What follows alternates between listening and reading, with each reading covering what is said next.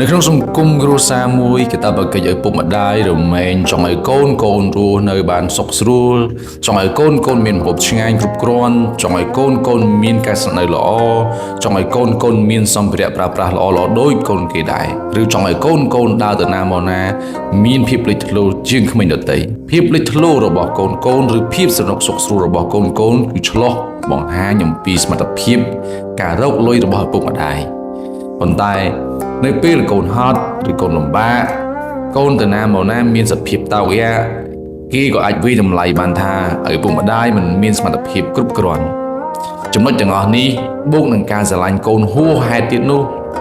សុខចិត្តបណ្ដោយឲ្យកូនរស់សុខស្រួលមិនហ៊ានឲ្យកូនធ្វើការធ្ងន់មិនហ៊ានឲ្យកូនទៅធ្វើការឆ្ងាយពីភ្នែកព្រោះបារម្ភពីសុខភាពមិនហ៊ានឲ្យកូនធ្វើកម្មករគេព្រោះខ្លាចអន់ហើយការលះបង់របស់ឪពុកម្ដាយនៅត្រង់ចំណុចទាំងអស់នេះនៅក្នុងផ្នត់គំនិតបុរាណគេហៅថាគុណឯនៅក្នុងគតិបណ្ឌិតបែបទស្សនវិជ្ជាគេហៅថាសម្លាប់កូន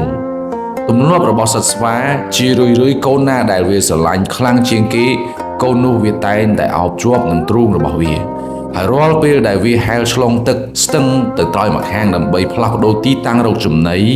កូនដែលវាអោបជាប់នឹងទ្រូងនោះតែងតែប្រឈមនឹងគ្រោះថ្នាក់ជាងគេ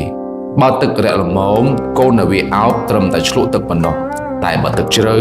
កូនរបស់វាគឺស្លាប់ 100% ឃ្លាមួយនៅក្នុងទ្រឹស្ដីពុទ្ធចក្រគុណរបស់ឪពុកម្ដាយដែលមិនអាចកាត់ថ្លៃបានគឺការចិញ្ចឹមកូនប្រកបដោយបញ្ញាហើយកូនដែលអាចសងគុណឪពុកម្ដាយបានយ៉ាងល្អឥតខ្ចោះគឺកូនដែលញ៉ាំងឲ្យឪពុកម្ដាយជ្រះថ្លានឹងព្រះធម៌ឬជ្រះថ្លានឹងសេចក្ដីល្អពាក្យចាស់ពោលថាបួសសងគុណឪពុកម្ដាយប៉ុន្តែមិនមែនគ្រាន់តែបួសហើយអាចសងគុណឪពុកម្ដាយបានទេ